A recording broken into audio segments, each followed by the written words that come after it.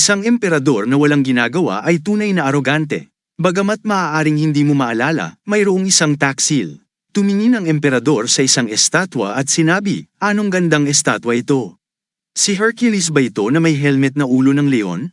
Nang walang sumagot, bumaling siya at nagtanong, "Bakit ganito ang itsura niyo?" Ang mukha ng lalaki ay seryoso at may pagnanasa sa pagpatay. Hinugot niya ang kutsilyo mula sa kanyang kasuutan at sinabi, "Para sa Roma ito, kaya huwag mo kaming sisihin." Nanlaki ang mga mata ng emperador sa gulat.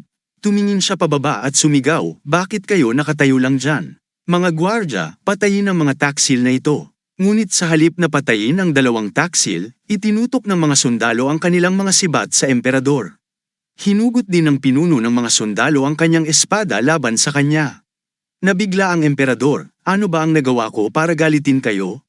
Bakit niyo ginagawa ito?" Nagbigay ng ngiti ang pinuno, paumanhin, "Kamahalan, pero mas natatakot ako sa Senado kaysa sa isang emperador na walang alam kundi magpakasarap." Nang marinig ito, ibinaba ng emperador ang kanyang ulo ng tahimik. Galit na sumigaw ang lalaking may hawak ng kutsilyo, "Ikaw ang tagapamahala, ngunit ikaw ay walang kakayahan." Nagpasya ang Senado na ibigay sa iyo ang espada. Pagkatapos, inilusob niya ang kanyang sarili patungo sa emperador, ngunit madali itong iniwasan ng emperador. Hinawakan niya ang talam ng espada gamit ang kanyang kamay at walang kahirap-hirap na dinurog ang espada. Nabigla ang lalaki, Paano mo nagawa yun?" Habang nagsasalita siya, isang malutong na tunog ang narinig, nabali ng emperador ang leeg ng lalaki sa harap ng lahat. Lahat ay natakot. Nakita ito ng pinuno ng mga sundalo at inutusan ang kanyang mga tauhan na patayin ang emperador gamit ang kanilang mga kamay. Malamig na sinabi ng emperador, "Lahat tayo'y may gusto sa mga nakakatakot na bagay." Inilagay niya ang kanyang kamay sa paa ng estatwa at nang sumugod ang mga sundalo, buhat ng emperador ang buong estatwa gamit ang isang kamay. Pawisan na sa kaba ang mga tao sa paligid. Kinagat ng emperador ang kanyang mga ngipin at nagdeklara, "Simula ngayon, ang emperador ay hindi na magiging walang kakayahan. Ako'y magiging isang nakakatakot na nilalang. Magiging isang malupit na pinuno ako na maghahari sa pamamagitan ng takot." Muling idineklara niya, "Simula ngayon, ako'y magiging isang nakakatakot na nilalang." Anong ginagawa niyo? Narito mismo ang puso ng emperador. Hindi niyo ba gusto ito? Galit na galit ang emperador at hinamon ng mga taksil na kunin ito. Isa sa kanila ang nakaramdam na natalo na ang emperador. "Ang hanggal na emperador na ito, hindi ko alam na ganun pala siya kalakas," sabi ng isa.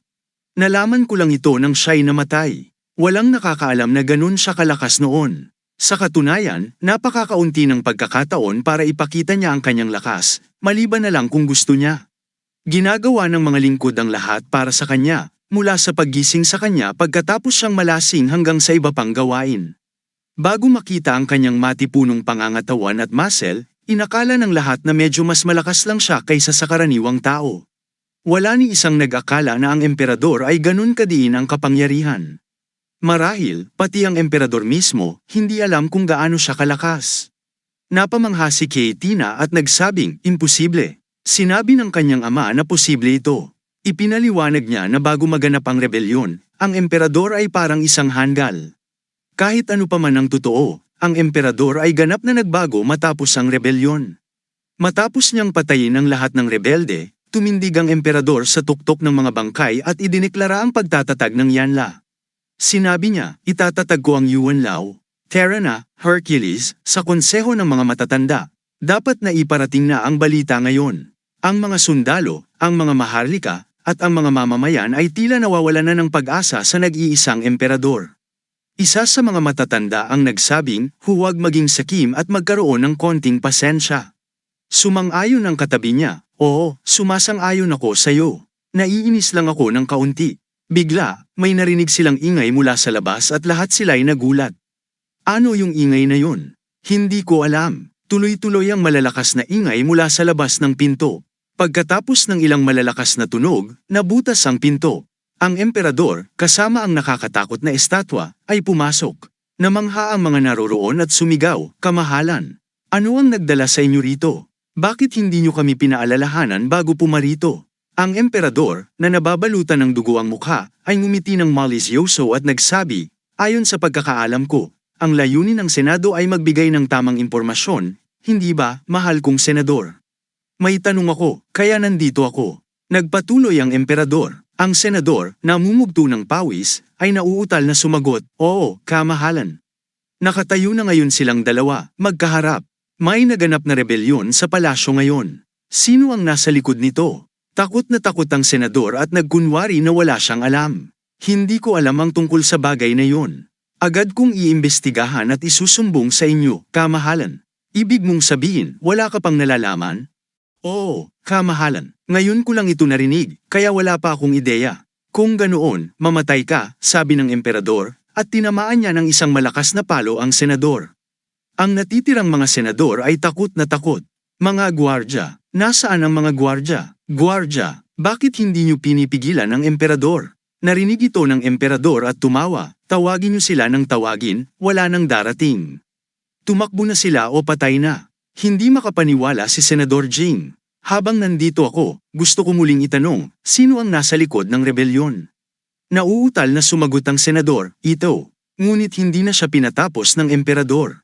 Ang kanyang tinig ay matalim, hindi mo alam, di ba? Hayaan siyang mamatay. Ang taong yun ay pinatay na ng emperador. Sinulyapan ng emperador ang natitirang mga lalaki at sinabi, isang miyembro ng Senado na tinatamasa ang lahat ng mga pribilehiyo, ngunit hindi masagot ang tanong ko. Totoong wala kayong silbi. Kayo ang mga parasitiko, hindi ako. Mahirap itanong sa bawat isa ngayon, kaya bibilang ako hanggang 3. Kung may sino mang senador na nakakaalam ng utak sa likod ng rebelyon na ito, itaas ang iyong kamay at magsalita. Ang iba ay papatayin ko agad sa utos ko, ako si Emperador Lucius Antoninus. Sinimulan ng emperador ang pagbibilang, 1, 2, isang senador, hindi na kinaya ang pressure, ang nagtaas ng kamay at nagsabi, Sirila. Nang marinig ang pangalan, namangha ang emperador at nagtanong, ano? Nauutal sa takot, sumagot ang senador, Sirila. Siya at ang kanyang pamilya ang nasa likod ng lahat ng ito, kamahalan. Ibig mong sabihin Sirila, ang kapatid kong si Augusta Rila, at ang kanyang pamilya. Ibig mong sabihin ang aking sariling pamilya? Ang paratang ng senador ay nagpaulol sa emperador. Dinurog niya ang estatwa sa ulo ng senador habang sumisigaw, wawasakin ko ang sinumang nagsasalita ng kalokohan.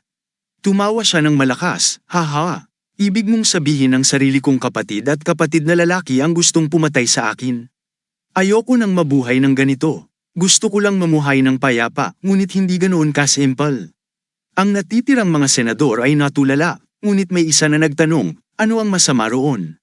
Ang katotohanan na ang pinuno ng rebelyon ay si Rila, ang iyong kapatid, ay sapat na upang wasakin ang anumang natitirang katwiran sa taong yun. Pilit na nagpatahimik ang emperador at sinabi, akala ko gusto kong patayin kayong lahat, ngunit sa awa ko, 5 lang sa inyo ang papatayin dahil sa pagtataksil. Ang batang emperador, inosente at nagtitiwala, ay sumunod sa kanyang mga kapatid na babae, lalo na kay Rila. Iniutos niya, hindi mahalaga kung kasali kayo o hindi, maghanap kayo ng 5 taong lumahok. Kung paano ninyo sila pipiliin, kung random o magkakasundo, nasa inyo yun. Siyempre, maaari ninyong tipunin ang inyong mga tropa at muling maghimagsik. Babalik ako bago lumubog ang araw. Pinulot niya ang estatwa at umalis. Pagkaalis niya, nagsimulang mag-usap ang natitirang mga miyembro ng konseho. Ano ang gagawin natin ngayon? Hindi pa huli ang lahat. Nasa panig pa natin ang mga mamamayan. Magtipon tayo ng mga puwersa. Ang taong katabi niya ay nagtanong ng nagulat, ano? Tinututulan mo siya? Oo, hindi ko siya tinatanggap at isa sa 5 yun ay dapat ikaw, ang taksil. Nagsimula silang magsumbatan, sang-ayon ako. Gusto ko na ring makaalis dito. Ayokong madamay sa halimaw na yon. Kahit na may 10,000 sundalo ako. Halimaw, tinawag mo bang halimaw ang emperador, hindi ba? Ngayon ay 3 na lang sila ang natitira. Paano lumipas ang gabing yun na puno ng lagim? Sumikat ang araw at wala pa ring pakialam ang sinuman sa emperador. Tulad ng alam ninyo, maraming mga rebelyon noong una. Minsan, iniuutos ng emperador sa mga general na sugpuin ang mga rebelyon, ngunit sa iba pang mga pagkakataon, ang emperador at ang kanyang mga sundalo mismo ang pumipigil sa mga ito hanggang sa talikuran ng buong bansa ang mga maharlika at hukbo. Nang personal na pinatay ng emperador ang lahat ng mga ito at pinigil ang rebelyon, sinabi niyang, isinusumpa ko sa Diyos ng kulog na hindi na magkakaroon pa ng ibang rebelyon. Tumindig si Lucius Antoninus sa ibabaw ng mga bangkay ng kanyang mga tao, kalmado at matatag. Isinusumpa ko sa Diyos ng kulog, hindi na magkakaroon muli ng rebelyon. Ngumiti si Lucius Antonines at nagsabi, tama, imposible, o mas tamang sabihin, katawa-tawa, ngunit iyon ang katotohanan, at siya ang emperador ng lupaing ito. Tandaan mo, kung gusto mong maintindihan ng emperador, kahit kaunti lang, kalimutan mo ang iyong pangkaraniwang pag-iisip. Sa totoo lang, malayo siya sa inaasahan ng kahit sino. Nagsalita siya ng seryoso, ang kanyang katawan, ang kanyang kaluluwa, ang kanyang sinseridad, o ang kanyang kasamaan. Sumagot si Katina nang nag-aatubili, Oo, Ama. Nagpatuloy ang kanyang ama, sa anumang paraan, ang pinakamahalagang bahagi ay magsisimula mula dito. Simula sa araw na yon, si Lucius Antonines ang namuno sa bansa na takot sa kanya. Pumasok siya sa Colosseum at ipinakita ang kanyang napakalakas na kapangyarihan. Mula noon, sinimulan niyang bitiin ang mga tao ayon sa kanyang nais. Sinulyapan siya ng kanyang ina at nagsabi, isang kakilakilabot na sakuna iyon para sa mga maharlika at mga tao. Sa oras na yon, may iilan na nakakita ng pagkakataon. Isang estatwa ang lumitaw kasabay ng mga salita ng kanyang ama. Ang pinakakapansin-pansing halimbawa ay ang isang lugar na puno ng mga alaala. Tumindig si Lucius Antonines sa harap ng estatwa. Ngumiti siya ng tuso, sa tingin mo ba? Sabay na sumagot ang kanyang mga tagapayo, Oo, kamahalan. Tumawa siya ng mag-isa, haha, habang nakatayo sa harap ng estatwa. Bamulong siya, matagal na tayong hindi nagkikita, Hercules. Pagkatapos ay humarap siya sa kanyang mga tagapayo na nanginginig sa takot at nagtanong, gusto ng aking emperador na magtanong sa inyo ng isang bagay. Itinuro ni Lucius Antonines ang estatwa at nagpatuloy, sa pagitan ko at ni Hercules, sino ang mas dakilang bayani? Nananatiling tahimik ang mga tao sa ibaba, walang sumasagot kay Lucius Antonines. Nang walang sumagot, tumingin siya ng galit, nagtatanong ako, hindi ba dapat may sumagot? Pumili siya ng isang hindi pinalad na lalaki sa karamihan, ikaw, sagutin mo ang tanong ko. Nagulat ang lalaki at nauutal na sumagot, bakit, oo. Pagkatapos ay pinuri niya si Lucius Antonines upang mailigtas ang kanyang buhay, syempre, ikaw, kamahalan, ang mas dakila. Muling nagtanong si Lucius Antonines, ako ang mas dakila. Agad na sumagot ang lalaki, oo, si Hercules ay isa lamang alamat, ang mga kwento tungkol sa kanya ay tiyak na pinalabis. Sa buong mundong ito, walang makakapantay sa iyong kamahalan. Ngumiti si Lucius Antonines at nagtanong, yan ba ang ibig mong sabihin? Iniisip ng lalaki na ligtas na siya, sumigaw siya ng malakas, na nagpagulat sa dalawang tao sa tabi niya, syempre, kamahalan. Si Lucius Antonines ay biglang tumawa ng maniacal, ha? Ikaw ay isang kaay-lahilakbot na tagapalakpak? Sa tingin mo ba ay papayag ako sa ganitong pambabastos sa mga tagumpay ng aking paboritong bayani, si Hercules? Itinuro niya ang lalaki at iniutos sa mga sundalo, alisin ang lahat ng kanyang mga titulo at itapon siya sa hilagang hangganan. Sumagot ang mga sundalo, opo, kamahalan. Ang lalaki ay sumigaw, nanlilimos para sa awa, kamahalan, maawa po kayo. Naghanap si Lucius Antonines ng susunod niyang bibiktimahin, sino ang susunod na sasagot? Ikaw na may balbas, oo, ikaw. Sagot, nanginginig ang lalaki, habang sumasagot ang lalaki, sinabi niya, Lucius Antonines, si Hercules ay anak ng hari ng mga Diyos, ang Diyos ng kulog. Ikaw, kamahalan, ay isang dakilang emperador, ngunit sa palagay ko si Hercules, bilang anak ng Diyos, ay may bahagyang kalamangan. Namutla ang mga mata ni Lucius Antonines sa hindi kasiyahan.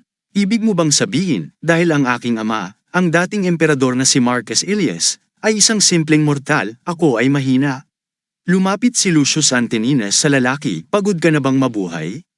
Nagmadaling sumagot ang lalaki, takot na takot, hindi, kamahalan. Ikaw ay isang kahangahangang tao, mas mahusay pa kaysa sa Diyos ng kulog.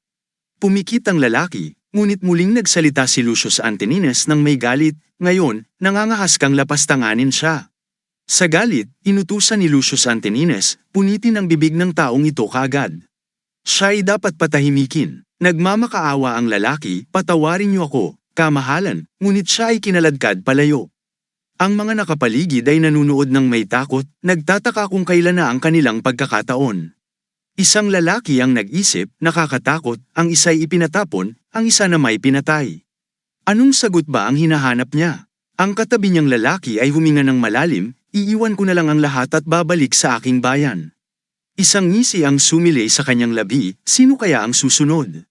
Samantala, si Nero ay nakahiga sa kanyang kama, nag-iisip, nang magsalita si Spiros na nasa tabi niya, Nero, patawad, ngunit nais kong hilingin sa iyo ang isang bagay. Tumingin si Nero sa kanya nang may pagtataka, ano yun? Nagpatuloy si Spiros, doble na ang buhay na iniligtas mo para sa akin, at dahil sa iyo, na-promote ako bilang isang rank 2 gladiator. Nakakahiya mang hilingin ito sa iyo, ngunit, pumikit si Nero at sinabing, huwag mong alalahanin, sabihin mo na lang. Nagtalo si Spiros ng sandali.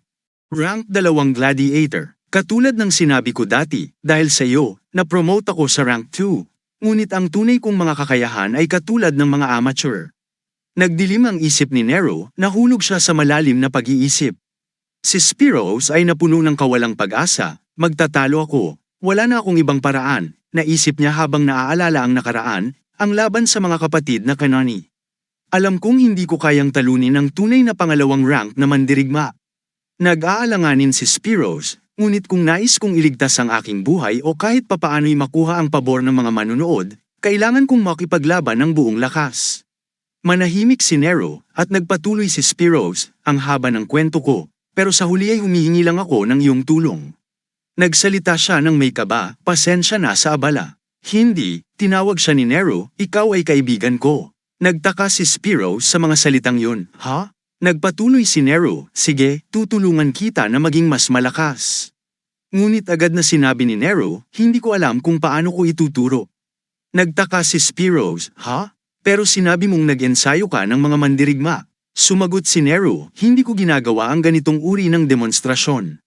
Nagtaka si Spiros, ha? Sinuong ni Nero ang kanyang mga mata, dahil sa kamatayan ng maraming tao, ganito ako mag-ensayo. Natakot si Spiros sa sinabi ni Nero, at tumulo ang pawis sa kanyang mukha.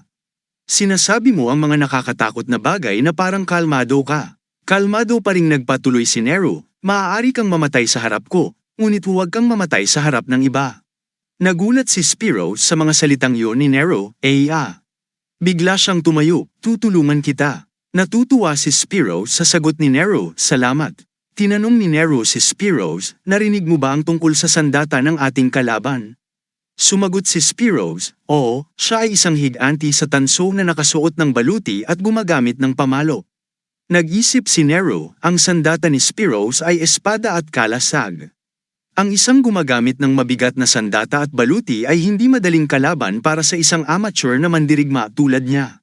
Sa kasalukuyan niyang kasanayan at sa natitirang oras hanggang sa laban, wala siyang pagkakataon na manalo. Kaya't nalungkot ang kanyang mukha, mukhang hindi maganda ang sitwasyon. Nakita ang malungkot na ekspresyon ni Nero, naguluhan si Spiros. Bakit ganun? Tumingin si Nero kay Spiros at sinabi, sandali, walang batas na nagsasabing kailangan mong gumamit ng espada at kalasag para manalo, di ba?